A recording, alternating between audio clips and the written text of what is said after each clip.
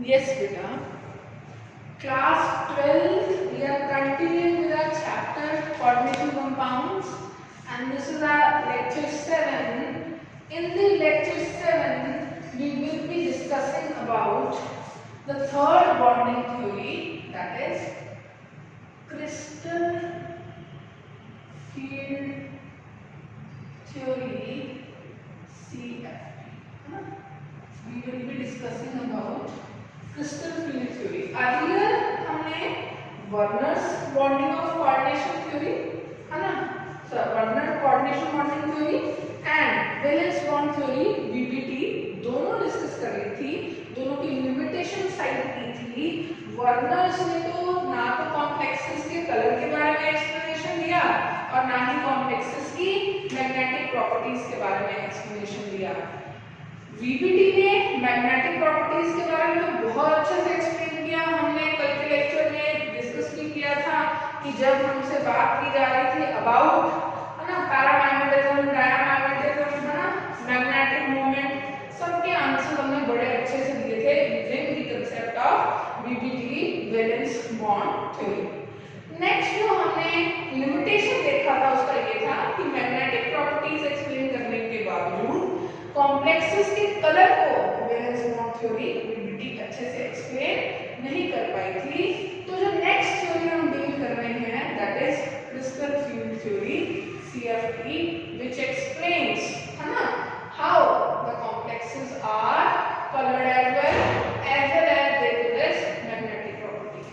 Crystal field theory को crystal field theory इसलिए कहा जाता है because it was studied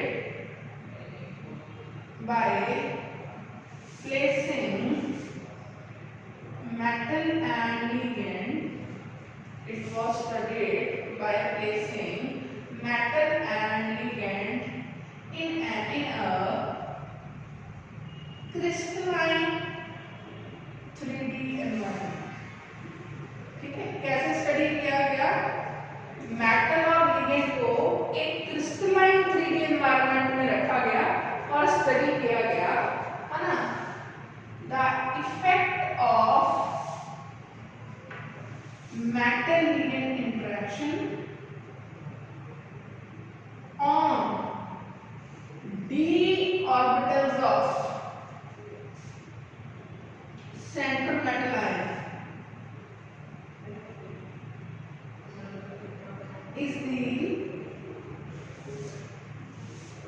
key basis of CFT.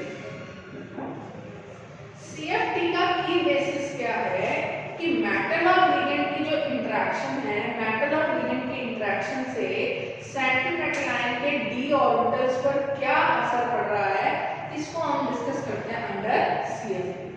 दो चीजें क्रिस्टलाइन फील्ड में हम मेटल लिगेंड इंटरेक्शन को स्टडी करते हैं, इसलिए इस थ्योरी का नाम क्या है बच्चों? Crystal field theory. और ये थ्योरी मेजरली किस बात पर एम्फसाइज होती है कि मेटल लिगेंड इंटरेक्शन से d ऑर्बिटल्स जो सेंट्रल मेटल आयन के पास होते हैं, सेंट्रल मेटल आयन के d ऑर्बिटल्स पर इस मेटल लिगेंड इंटरेक्शन का क्या इंपैक्ट पड़ने वाला है, इसको हम डिस्कस यहाँ करेंगे। उससे पहले एक अजम्पशन हम देख लेते हैं, major assumption of CFT। CFT की एक मेजर assumption देखते हैं, ध्यान से देखिए क्या है मेजर assumption CFT की। CFT considers metal ligand interaction, CFT consider metal ligand interaction to be purely electrostatic, हाँ, या आप कह सकते हैं 100% आयनिक। CFT मानती है कि मेटल और लिगेंड के बीच में जो बॉन्ड है वो कैसा है बच्चों? मेटल लिगेंड इंटरेक्शन इज 100% आयनिक और प्योरली इलेक्ट्रोस्टैटिक। अब देखो ये assumption भी है CFT का, जो लेटर ऑन जाके CFT की लिमिटेशन भी निकल के आएगा, क्योंकि हमारे चैप्टर का ही क्या नाम है? Coordination compounds. तो नाम से ही क्लियर है कि कोऑर्डिनेशन कंपाउंड में जो मेटल लिगेंड बॉन्ड है वो कोऑर्डिनेट ही होता है, लेकिन ये मान के चलती है कि मेटल और लिगेंड के बीच का जो इंटरेक्शन है बच्चों वो कैसा है, प्योरली इलेक्ट्रोस्टैटिक या प्योरली आयनिक। अब बच्चे कहते हैं मैम जब इसका की बेसिस ही इसकी लिमिटेशन है तो भी हम इस थ्योरी को क्यों पढ़ते हैं? देखो बच्चों, एक्सप्लेनेशन इसने ये assumption मान के किया, लेकिन इसकी जो एक्सपेरिमेंटल ऑब्जर्वेशंस के साथ इसके जो रिजल्ट्स मैच हुए हैं वो बहुत ही अच्छे से मैच हुए हैं। बस यहाँ पर इसको बदल के अगर ये कह दिया जाए कि नहीं आयनिक बॉन्ड नहीं कोऑर्डिनेट बॉन्ड ही है, सारी अप्रोच होगी राइट। लेकिन जिस तरह से सीएफटी ने अपना व्यू एक्सप्लेन किया है हमें उसी तरह से डिस्कस करना है। तो assumption of CFT क्या है कि CFT considers metal ligand interaction to be purely electrostatic और 100% ionic।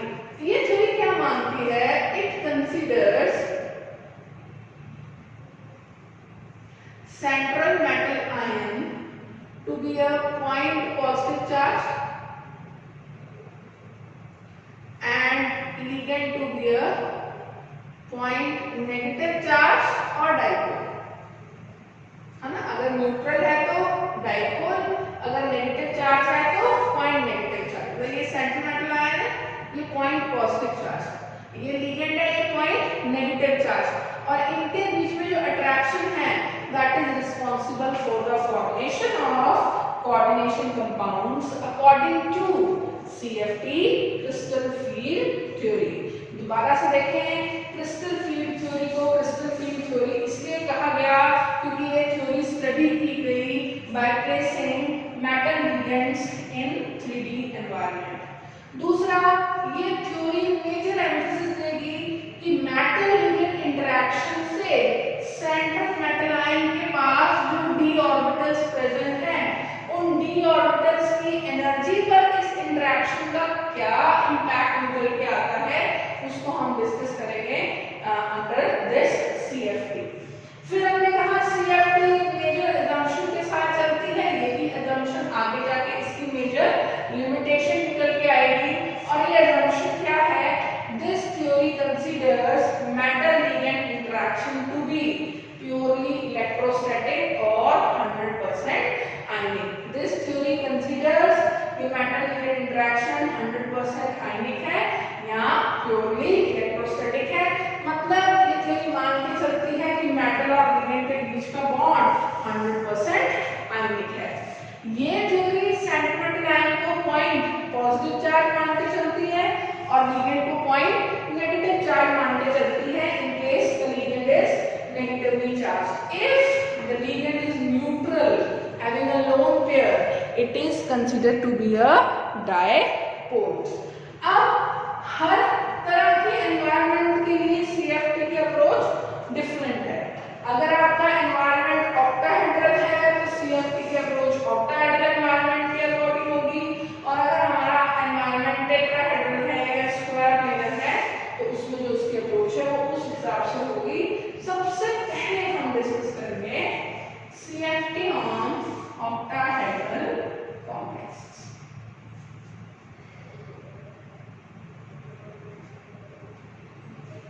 Yes, CFT on octahedral complexes। Yes, CFT on octahedral complexes। इसको समझने से पहले हम 5d ऑर्बिटल्स की बात कर लेते हैं। 5d ऑर्बिटल्स, 5d मतलब चलेगा d नहीं, जन d ऑर्बिटल्स की बात कर लेते हैं।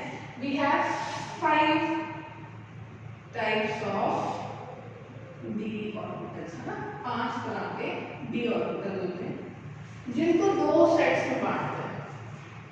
One set is non-axial set of d orbitals and another set is axial set of d orbitals। Non-axial set of d orbitals ऐसे ऑर्बिटल्स जिनकी इलेक्ट्रॉन लोब्स एक्सिस पे नहीं है, that are called non axial. जैसे ये lobe देखो, ये इसकी इलेक्ट्रॉन क्लाउड लोब एक्सिस के इन बिटवीन है, X Y, in between X Y, तो इस ऑर्बिटल का नाम होता है डी एक्स वाई। ठीक है, अगर वाई जेड के बीच में हो, फिर से बीच में तो नॉन एक्सियल तो है ही है, इसका हम नाम क्या देंगे, D Y Z, D X Y and D Y Z and then X Z. अब जो लोब है वो जेड और एक्स एक्सिस के बीच में है, तो ये है dz, राइट। तो ये तीन डी ऑर्बिटल्स हैं जिनमें जो इलेक्ट्रॉन लोब्स हैं वो एक्सिस के इन बिटवीन है, इसलिए इस सेट ऑफ ऑर्बिटल को क्या कहा है हमने, non axial set of D orbitals, dxy, dyz and dzx। यहाँ पे हम करेंगे एक्सियल सेट में, एक्सियल सेट में क्या होता है, दो ऑर्बिटल्स डी ऑर्बिटल के सेट में एक्सियल होते हैं। एक्सियल होने का मतलब उनकी जो लोब्स हैं वो एक्सिस के ऊपर पाई जाती है। अगर एक्स और वाई एक्सिस के ऊपर पाई जा रही है, इस तरह से पाई जाती है, एक्स और वाई एक्सिस के ऊपर पाई जा रही है, तो ये है dx² - y², right. Electron cloud lobe जो है वो एक्सिस के ठीक ऊपर पाई जा रही है, तो ये है dx² - y²। पांचवा टाइप का डी ऑर्बिटल है z। इसमें क्या होता है, इसमें एक लोब तो z एक्सिस के अलोंग होती है, बाकी लोब्स होने की बजाय रिंग होती है इलेक्ट्रॉन क्लाउड की एक्स वाई की, नाम कह सकते हैं ring of electrons in X Y ring. ये सब चीजें आप क्लास 11 में पढ़ चुके हो, लेकिन यहाँ रिवाइज करवाना जरूरी है। तो नॉन एक्सियल सेट और एक्सियल सेट दो तरह के डी ऑर्बिटल्स होते हैं, लेकिन माइंड के पांचों डी ऑर्बिटल्स की जो एनर्जी होती है वो कैसी होती है, सेम होती है। तो मतलब इन पांचों ऑर्बिटल्स को कौन कौन से, dxy, dyz, dzx, dx² - y² और dz², इन पांचों ऑर्बिटल्स की एनर्जी क्या होती है, सेम होती है। इसीलिए इन पांचों डी ऑर्बिटल्स को क्या कहा जाता है बेटा, डीजेनरेट डी ऑर्बिटल्स। तो डीजेनरेट ऑर्बिटल्स कैसे होते हैं बच्चों, degenerate orbitals are orbitals which have same energy.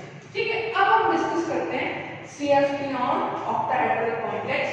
तो ऑक्टाहेड्रल कॉम्प्लेक्स में CFT को कैसे एक्सप्लेन किया जा सकता है, बड़े ही ध्यान से समझना, इसको हम कैसे एक्सप्लेन करेंगे। देखो,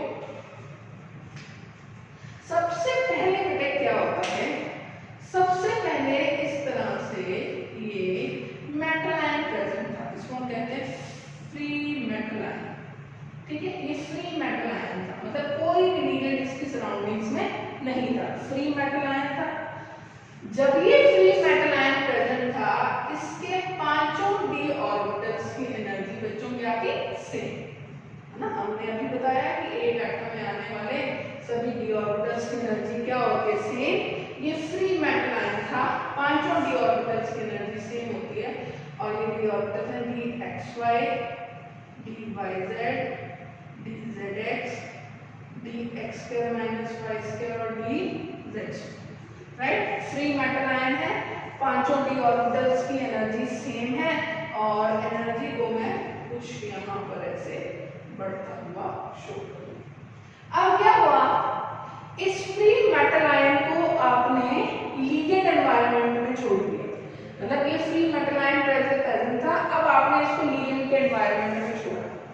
अब जैसे ही बच्चों आपने इसको लीगेंड के एनवायरनमेंट में छोड़ा, तो होगा क्या, हर डायरेक्शन से लीगेंड इस मेटल की तरफ अट्रैक्ट होना शुरू कर देगा, क्योंकि लीगेंड पे कैसा चार्ज है, नेगेटिव चार्ज है, और आपको पता है सेंट्रल मेटल आयन और लीगेंड के बीच में इलेक्ट्रोस्टैटिक इंटरेक्शन है, अट्रैक्शन है चार्ज की वजह से, जिसकी वजह से हर डायरेक्शन से लीगेंड जो है वो मेटल की तरफ अप्रोच करना शुरू कर देगा। जब ऐसा होगा तो हम कह सकते हैं मेटल आयन किसमें आ गया है, मेटल आयन इन स्फेरिकली सिमेट्रिक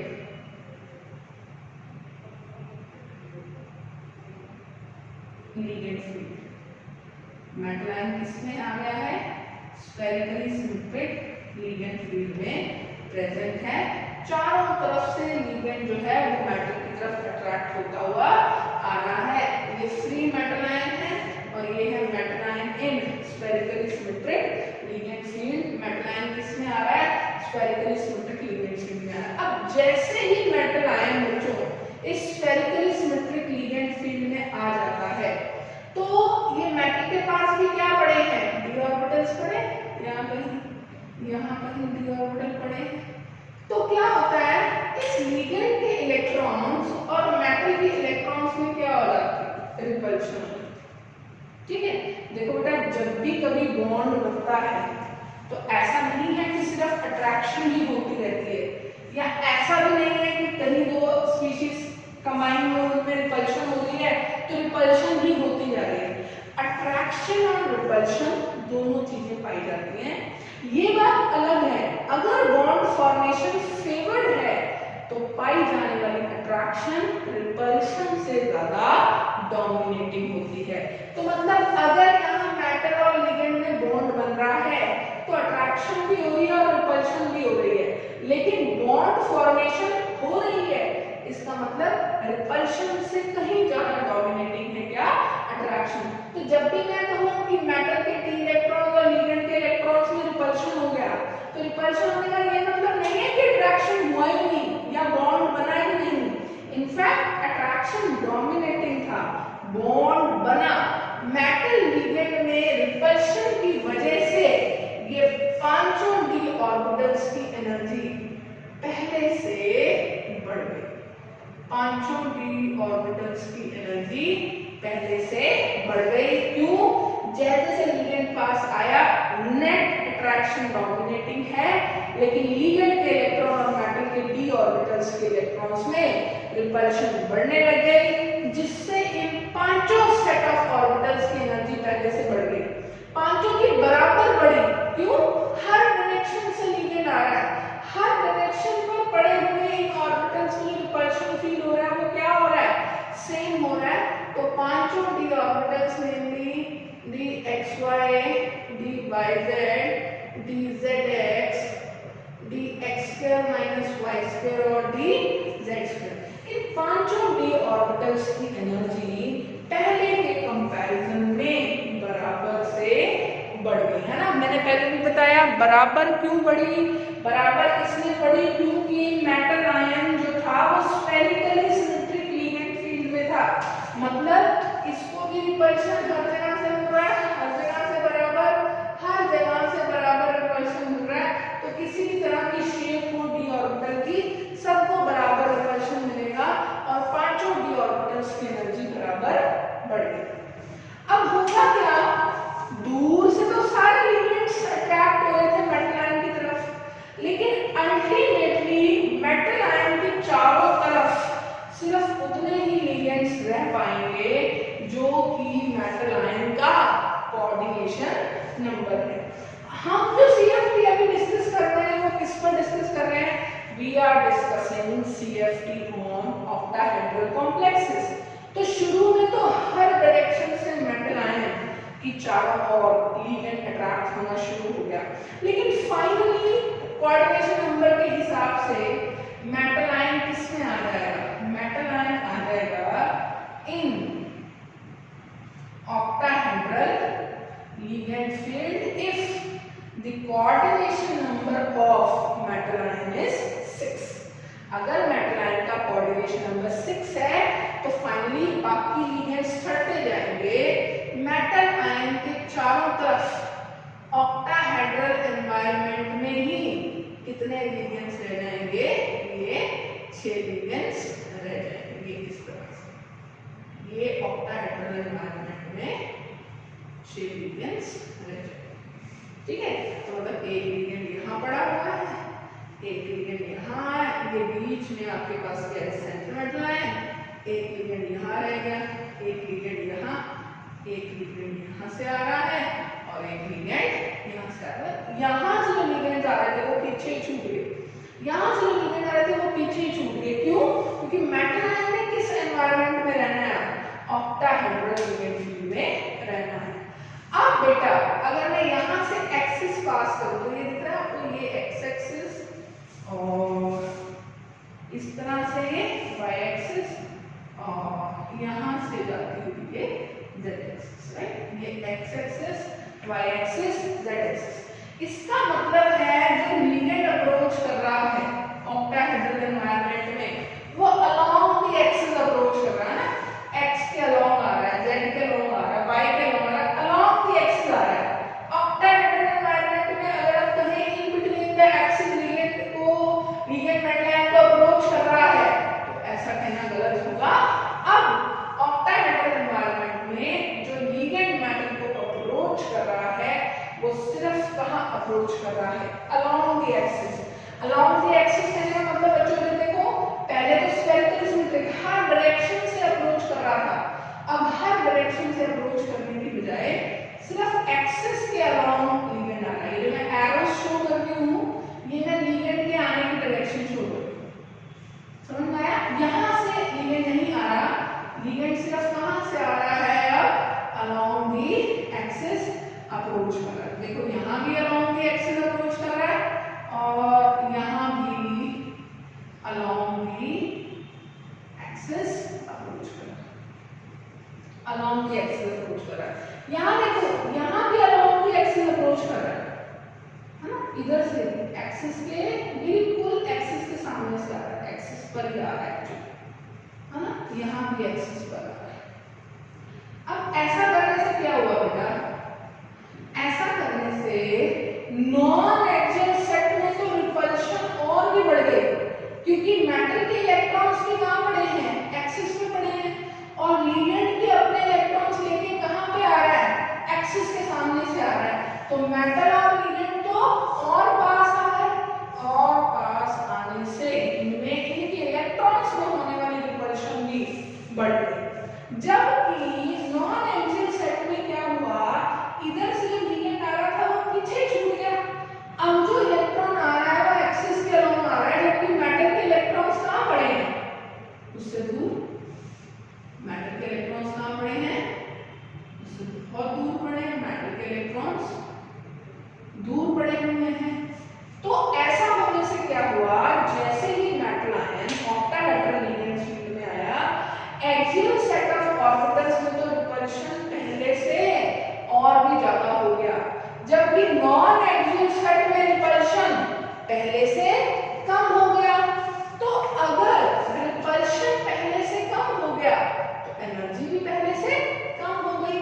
तो मतलब जो नॉन एक्सियल सेट के 3 ऑर्बिटल्स थे कौन कौन से, dxy, dyz एंड dzx, इनकी एनर्जी तो बच्चों पहले से कम हो गई।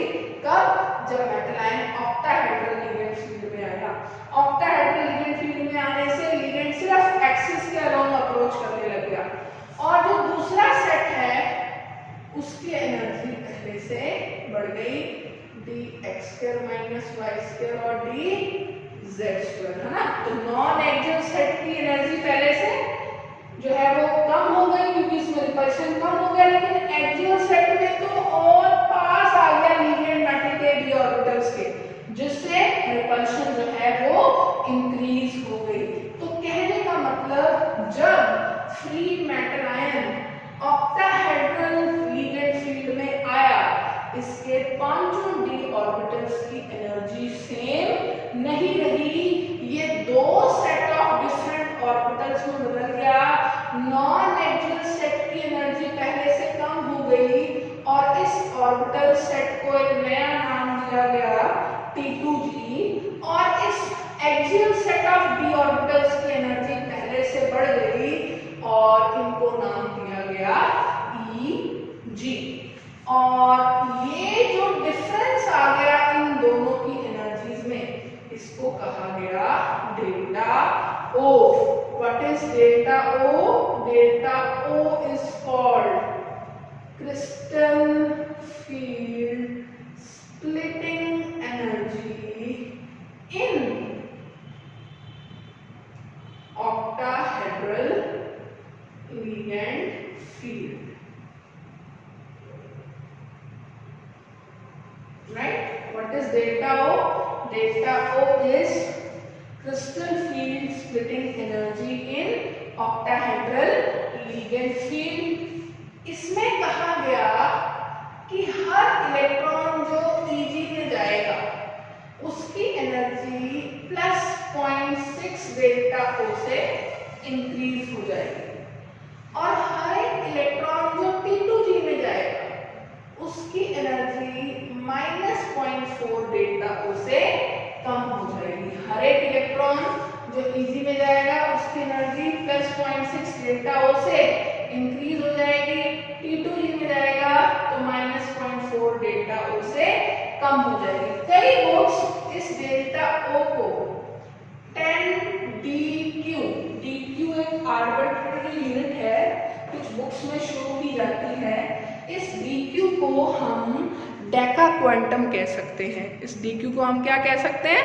डेका क्वांटम कह सकते हैं। कुछ बुक्स में इस डेल्टा O को 10dQ से रिलेट किया हुआ है। तो अगर हम इस 10dQ के माध्यम से जाएं तो +0.6 डेल्टा O से हर Eg सेट के इलेक्ट्रॉन की एनर्जी बढ़ती है, यहाँ +6dQ से बढ़ जाती है और यहाँ -4 dQ से कम हो जाती है। इस पूरे डायग्राम का इस पूरे डायग्राम का जो कैप्शन दिया जाता है वो दिया जाता है क्रिस्टल फील्ड स्प्लिटिंग इन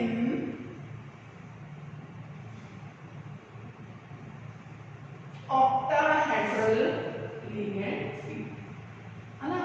ये इस पूरे डायग्राम का कैप्शन दिया जाता है और कई बार बोर्ड एग्जाम्स में 3 मार्क्स में ये क्वेश्चन भी पूछा जाता है, draw the diagram to show crystal field splitting of d orbitals in octahedral environment. तो पूरा सीन क्या हुआ मैं दोबारा से आपको एक्सप्लेन कर देती हूँ।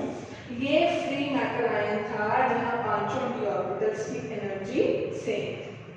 आपने जब इसको लिगेंड एनवायरनमेंट में रखा तो शुरू में तो क्या हुआ, हर डायरेक्शन से लिगेंड मेटल आयन को अप्रोच करता रहा।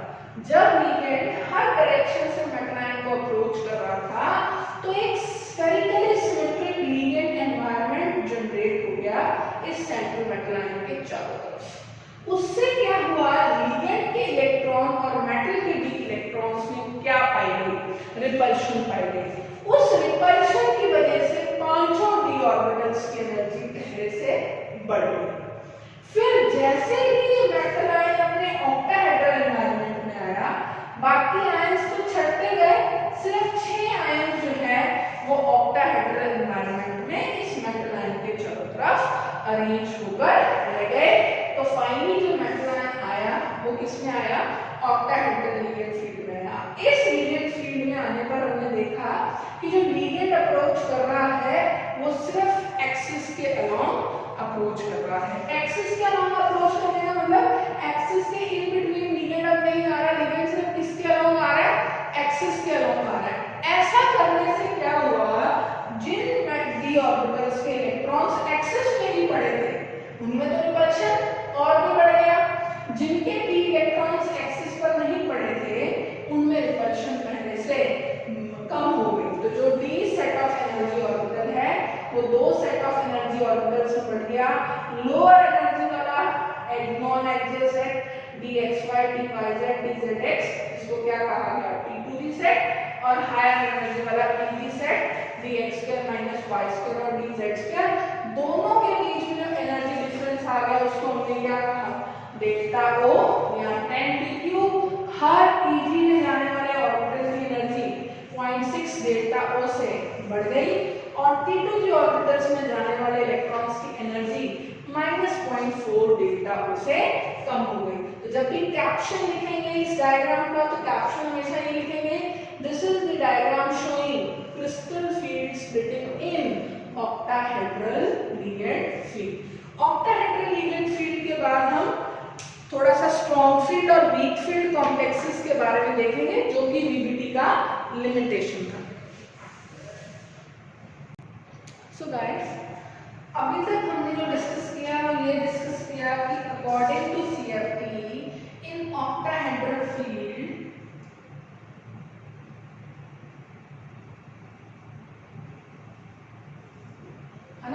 5 d ऑर्बिटल होते हैं। स्फेरिकली सिमेट्रिक फील्ड में पांचों की एनर्जी पहले से बढ़ जाती है और फाइनली ऑक्टाहेड्रल फील्ड में आते ही ये बढ़ जाते हैं into two sets, lower energy T2G and higher energy EG। दोनों के बीच का जो एनर्जी डिफरेंस आता है उसको हम क्या कहते हैं, डेल्टा O। VBT का एक मेजर लिमिटेशन था that VBT was not able to explain the concept of strong field and weak field ligands। VBT ये नहीं बता पाई थी कि why in some cases the complex is present in strong field environment and in other cases the complex is present in weak field environment, है ना। मतलब क्या है strong field से और weak field से, इस सब के बारे में जो सबसे एप्ट और सबसे ट्रस्टवर्दी, सबसे प्रॉपर जो एक्सप्लेनेशन दिया गया वो एक्सप्लेनेशन दिया गया था CFT से। तो नेक्स्ट हम CFT में डिस्कस करेंगे concept of strong field and weak field ligands. Concept of strong field and weak field ligands. Strong field ligands and weak field ligands का कंसेप्ट क्या है, तो इसके लिए दो टर्म्स पता होना चाहिए। एक तो पता होना चाहिए डेल्टा, अभी बोला delta is what, difference in energy between T2G and EG orbitals। Difference in energy in T2G and EG orbital। T2G and EG orbitals में जो एनर्जी डिफरेंस है उसे हम क्या कह रहे हैं, delta. Difference in energy between T2G and EG orbitals। एक आपको पता होना चाहिए पाई, है ना। पाई क्या है, pi is called pairing energy, है ना। What is pairing energy, pairing energy is energy required to keep electrons as pairs, है ना। ऑक्टाहेड्रल एनवायरनमेंट में T2G EG ऑर्बिटल्स में इलेक्ट्रॉन्स को एज इलेक्ट्रॉन पेयर्स रखवाने में जो एनर्जी रिक्वायर्ड है उसी एनर्जी को बच्चों हम क्या कह रहे हैं, उसी एनर्जी को हम कह रहे हैं pairing energy. What is pairing energy? Pairing energy is the energy required to keep electron as pair. Now we will discuss the concept of strong field and weak field। दो केसेस डिस्कस करेंगे। Case 1 जहां delta O ज्यादा हो किससे, पाई से। Case 2 जहां delta O कम हो पाई से, right. Case 1 where delta O is greater than pi, case 2 where delta O is less than pi। case 1 and case 2, है ना। अब ध्यान से सुनिए, डेल्टा O और पाई का क्या मीनिंग क्या है मैं बता चुका हूं। देखो बेटा, केमिस्ट्री में हमेशा वो काम होगा जिस काम को करवाने में कम एनर्जी लगे, ठीक है। अब सपोज आपके पास D1 कंफिगरेशन, मतलब डी सेक्शन में आपको एक इलेक्ट्रॉन करना था और आपको पता है ऑक्टाहेड्रल में ये ऑर्बिटल्स ऐसे जा चुके हैं as T2G and EG। T2G और EG का एनर्जी डिफरेंस ही हमने क्या कहा है, डेल्टा O कहा है। इधर देखो, इधर डेल्टा O कम है तो मैं थोड़ा सा ऐसे शो कर देती हूँ, ये T2G ऑर्बिटल्स और ये EG orbitals, right. D1 electronic configuration, हमारे पास इलेक्ट्रॉनिक कंफिगरेशन कितनी है, D1। पहला इलेक्ट्रॉन भरना है, चाहे केस 1 हो चाहे केस 2 हो, दोनों ही केसेस में पहला इलेक्ट्रॉन यहाँ जाएगा। दूसरे में भी कोई प्रॉब्लम नहीं है, दूसरा भी as per the rule of हुम्स यहाँ जाएगा, थर्ड इलेक्ट्रॉन भी यहाँ जाएगा। तो फर्स्ट 3 इलेक्ट्रॉन्स को डिस्ट्रीब्यूट करने में कोई प्रॉब्लम नहीं है। पहले 3 इलेक्ट्रॉन्स जो हैं वो तीनों लोअर एनर्जी सेट T2G में जाएंगे और उसके एक एक ऑर्बिटल को ऑक्यूपाई कर लेंगे। तो T2G में एक एक इलेक्ट्रॉन जो है वो आता रहेगा। लेकिन प्रॉब्लम क्या, डिसीजन कब लेना पड़ेगा, जब D में 4 इलेक्ट्रॉन्स की कंफिगरेशन आ जाएगी। अब अब जैसे ही फोर्थ इलेक्ट्रॉन फिल करना है, there are two probabilities. First is either the fourth electron should get paired with the T2G electrons already filled, or the fourth electron should go to the Pg level. ठीक है, या तो T2G के साथ ही pair हो जाए चौथा electron, या चौथा इलेक्ट्रॉन कहाँ चला जाए, Pg में चला जाए. अब काम वो होगा जिसमें एनर्जी कम रिक्वायर्ड है. पहला केस देखो, अगर आप यहाँ इलेक्ट्रॉन रखते हो तो यहाँ इलेक्ट्रॉन रखवाने के लिए जो एनर्जी रिक्वायर्ड है that is pairing energy required to keep electron as pair. और अगर आप फोर्थ इलेक्ट्रॉन को यहाँ भेजते हो तो इतनी एनर्जी क्रॉस करके फोर्थ इलेक्ट्रॉन को यहाँ भेजना पड़ेगा. मैंने बोला कम एनर्जी वाला काम फेवरेबल, तो कम एनर्जी वाला काम पेयरिंग वाला है, तो इस केस में जो फोर्थ इलेक्ट्रॉन है वो T2G में ही फिल हो जाएगा. जबकि सेकंड केस में ये कम है, पेयर करवा के रखने में एनर्जी ज्यादा रिक्वायर्ड है, तो इस केस में जो इलेक्ट्रॉन है वो कहाँ चला जाएगा, ऊपर चला जाएगा. तो ये जो फील्ड है where delta O is greater, है ना, this field is called strong field. और हमको ऐसे लगता है कि हमने एक इलेक्ट्रॉन यहाँ से उठा के यहाँ पीछे बैक पेयर करवा के होम्स को वायलेट किया है. वो वीबीटी का नजरिया था. सीएफटी कहती है कोई वायलेशन नहीं हुई है, ये बन ही लोअर एनर्जी का गया है, तो पहले आपको यहीं पर इलेक्ट्रॉन्स की फिलिंग करनी पड़ेगी. तो that is why these ligands are called strong field ligands which creates the splitting between T2G and Dg quite large. और यहाँ पर डेल्टा O is smaller, तो यहाँ पर जो फील्ड जनरेट हुआ वो कैसा जनरेट हुआ, वीक फील्ड जनरेट हुआ. तो कहने का मतलब स्ट्रॉन्ग फील्ड और वीक फील्ड में जो इलेक्ट्रॉन्स की फिलिंग होगी वो कैसे होगी. स्ट्रॉन्ग फील्ड में पहले T2G को सिंगली ऑक्यूपाई करके फिर T2G में ही पेयरिंग कंप्लीट करके देन Eg को हाफ फिल और फुल फिल करोगे.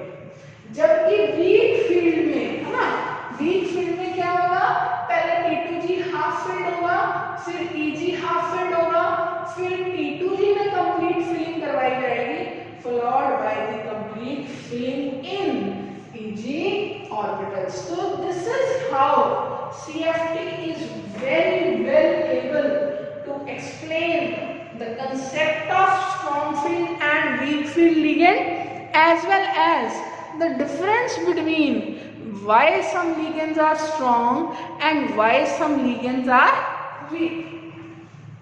अब इसी में बेटा एक और कंसेप्ट देखेंगे, फिर आगे चलेंगे.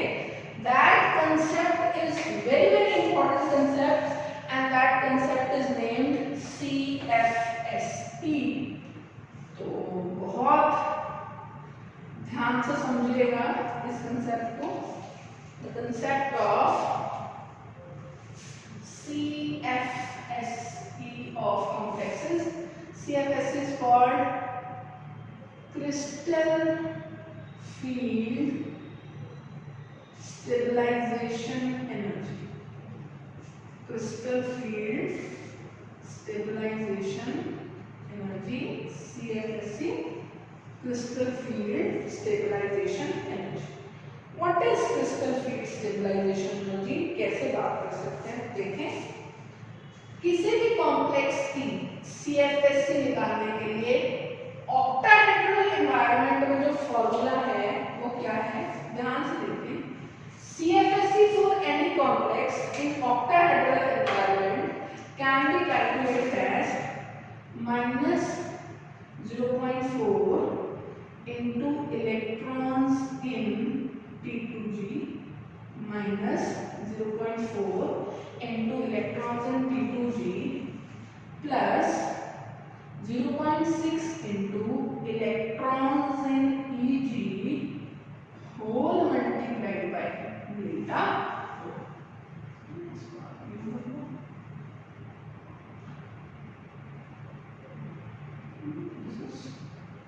ओके, इसको हम इसमें ठीक है, 4 मल्टीप्लाइड बाय डेल्टा ओ। दोबारा समझो कि हमने कहा था कि इस पूरी स्प्लिटिंग को आप डेल्टा ओ कहते हैं, है ना, इस पूरे energy difference between T2G and Eg को डेल्टा ओ कह रहे हैं। और आप कह रहे हो हर Eg ऑर्बिटल 0.6 डेल्टा ओ से एनर्जी को बढ़ा देता है हर एक इलेक्ट्रॉन की, और यहाँ -0.4 से कम हो जाती है। तो जितने इलेक्ट्रॉन्स हैं उनकी एनर्जी कितने से कम हुई? -0.4, और जितने इलेक्ट्रॉन्स Eg हैं उनमें बड़ी कितने की? -0.6, तो दिस इज -0.4, है ना। तो this is the concept of CFSE। अब माइंड इट, CFSE का मैग्नीट्यूड जितना ज्यादा होगा, स्टेबिलिटी ऑफ कॉम्प्लेक्स भी उतनी ज्यादा होगी, कॉम्प्लेक्स की स्टेबिलिटी भी ज्यादा होगी। That is why the concept of CFSE is very very important, क्योंकि CFSE नेगेटिव में जितनी ज्यादा होगी, मतलब आपके इलेक्ट्रॉन्स लोअर एनर्जी ऑर्बिटल्स में जा रहा है, और lower energy directly means higher stability. तो वेरी इंपॉर्टेंट कंसेप्ट कि आपने ईएन रूल, है ना, लेक्चर 1 में पढ़ा था हमने, ईएन रूल से मेटल कार्बन आयंस की स्टेबिलिटी तो बताई थी, लेकिन बाकी कॉम्प्लेक्सेस की स्टेबिलिटी को कैसे बताएं? बाकी कॉम्प्लेक्सेस की स्टेबिलिटी के लिए हमें आंसर CFT ने दिया through the concept of CFSE। जिस भी कॉम्प्लेक्स की CFSE का मैग्नीट्यूड ज्यादा होगा, उस कॉम्प्लेक्स की स्टेबिलिटी भी ज्यादा होगी। अब मैग्नीट्यूड क्या होगा, ये इस बात पर डिपेंड करेगा कि उसके पास T2G और Eg में कितने इलेक्ट्रॉन्स हैं, और T2G और Eg में कितने इलेक्ट्रॉन्स हैं, इसको देखने के लिए हमें देखना पड़ेगा कि जो हमारा लिगेंड, मेटल लिगेंड एनवायरनमेंट है, वो मेटल लिगेंड एनवायरनमेंट स्ट्रॉन्ग है या मेटल लिगेंड एनवायरनमेंट वीक है। उन दोनों बातों को देख के हम CFSE निकालने की कोशिश करते हैं। तो मैंने आपको फील्ड तो बताई दी थी, स्ट्रॉन्ग फील्ड में कैसी होगी और वीक फील्ड में कैसी होगी। तो हम इसको पूरे को अब एक और टेबल बनाते हैं और CFSE कंपेयर करते हैं। तो ध्यान से देखना जरा, यहाँ मैं D इलेक्ट्रॉन्स लिख रही हूँ, और यहाँ मैं लिख रही हूँ इलेक्ट्रॉनिक कन्फिग्रेशन, और यहाँ मैं लिख रही हूँ CFSE, और ये दोनों बातें हम बता रहे हैं कौन से लिगेंड फील्ड में, स्ट्रॉन्ग फील्ड लिगेंड के एनवायरनमेंट में दोनों चीजें कैसी रहेंगी, इसके बारे में हम डिस्कशन कर रहे हैं। और सेम ही अगर मैं बात आगे करूँ तो आगे हम क्या कह सकते हैं, यहाँ बता सकते हैं इलेक्ट्रॉनिक कन्फिग्रेशन, और फिर बता सकते हैं हम CFSE। ये दोनों बातें जो हम बताएंगे वो कौन से फील्ड में बताएंगे बेटा, वीक फील्ड में। तो मैं D इलेक्ट्रॉन की इलेक्ट्रॉनिक कन्फिग्रेशन लिखने वाली हूँ अलॉन्ग विद CFSE। तो जरा ध्यान से देखना, D इलेक्ट्रॉनिक कन्फिग्रेशन कौन सी होगी, D1, D2, D3, 4, 6, 7, 8, 9 एंड 10। आपको पता है डी सबशेल में 10 इलेक्ट्रॉन्स आ सकते हैं। 10 कन्फिग्रेशन के लिए पहले मुझे कन्फिग्रेशन लिखना है स्ट्रॉन्ग फील्ड में। आपको मैंने बताया था स्ट्रॉन्ग फील्ड में पहले आप किसको भरोगे, इस तरह से ये T2G पड़ा है और ये Eg पड़ा है, तो स्ट्रॉन्ग फील्ड में पहले T2G को सिंगली ऑक्यूपाई करके इसी को पेयर करके फिर इलेक्ट्रॉन्स किसमें भेजेंगे, Eg में भेजेंगे। तो हम यहाँ क्या लिखेंगे, right, T2G1 Eg0, T2G2 Eg0, T2G3 Eg0। अब फोर्थ इलेक्ट्रॉन की यहीं से पहली पोजीशन हो जाएगी दूसरी में, T2G4 Eg0, T2G5 Eg0, T2G6 Eg0, है ना। T2G में आप 6 इलेक्ट्रॉन्स दे चुके हो एक एक करके। अब बारी आएगी Eg की फिलिंग की, तो this would be T2G6 Eg1, T2G6 Eg2, T2G6 Eg3 and T2G6 Eg4, right? So this will be the electronic configuration of strong metal ions in strong field, right? अब हम इसके CFSE निकालते हैं। तो CFSE निकालने के लिए T2G के कितने इलेक्ट्रॉन है, -0.4, Eg में तो यहाँ तक इलेक्ट्रॉन है है ही नहीं, तो ये हो गया -0.4 डेल्टा। 2 आ गए तो -0.8, 3 आ गए तो 1.2, 4, 1.65, 2, 6, 2.4 डेल्टा, है ना। यहाँ तक D6 तक सिर्फ T2G में इलेक्ट्रॉन्स थे। अब EG में भी आप डाल रहे हो, अब EG में डालने से प्लस 0.6 डेल्टा से एनर्जी कम हो जाएगी, मतलब जो भी एनर्जी है प्लस 0.6 तो -1.8 delta, plus 0.6 -1.2 delta, plus 0.6 -0.6 delta, and finally 0. This is the CFSC distribution in strong field complexes, है ना। strong field ligand में इस D configuration के साथ ये D electronic configuration T2G EG की टर्म्स में मिलेगा आपको, और उसके corresponding जो CFSC रहेंगी वो ये CFSC रहेंगी। सिमिलरली हमें वीक फील्ड में देना है, तो देखो इधर वीक फील्ड में हम कैसे करते थे, T2G को सिंगली ऑक्यूपाई करके फिर EG को पहले सिंगली ऑक्यूपाई करना है। T2G को 3 इलेक्ट्रॉन देने, उसके बाद EG को 2 इलेक्ट्रॉन देने, देन अगेन T2G की फिलिंग शुरू करनी। तो कन्फिग्रेशन लेते हैं T2G 1 EG 0, 2 EG 0, T2G 3 EG 0। देखो बच्चे यहाँ तक कन्फिग्रेशन सेम है, तो CFSC की स्ट्रॉन्ग वीक दोनों में सेम रहेगा, 0.8 डेल्टा -1.2 डेल्टा। अब एक इलेक्ट्रॉन EG में जाना शुरू हो गया, तो T2G 3 EG 1, और EG में एक इलेक्ट्रॉन जाते ही प्लस 0.6 से एनर्जी कम हो जाएगी, बढ़ जाएगी, मतलब प्लस हो जाएगा -0.6 डेल्टा। नाउ T2G 3 EG 2 ये हो गई 0। अब वापस T2G में फिलिंग शुरू होगी, और T2G को फिलिंग देते ही होगा -0.4 delta. T2G 5 EG 2 -0.8 delta O, T2G 6 EG 2 -1.2 delta O, T2G 6 EG 3 -0.6 delta O, T2G 6 EG 4, right? So this is the concept of CFSC, and किसी भी कॉम्प्लेक्स के ऊपर अगर आपने CFSC लगाना है तो इस तरह के कॉम्प्लेक्स से आप देख सकते हैं। एक और कंसेप्ट आता है बेटा इसी में ही, जिसे कहा जाता है NSE, net stabilization energy, NSE, net stabilization energy, है ना। Net stabilization energy is what? Net stabilization energy is CFSC plus AY. Net stabilization energy is CFSC plus AY. CFSC में आप AY जोड़ो, Y आप जानते हैं क्या? Pairing energy.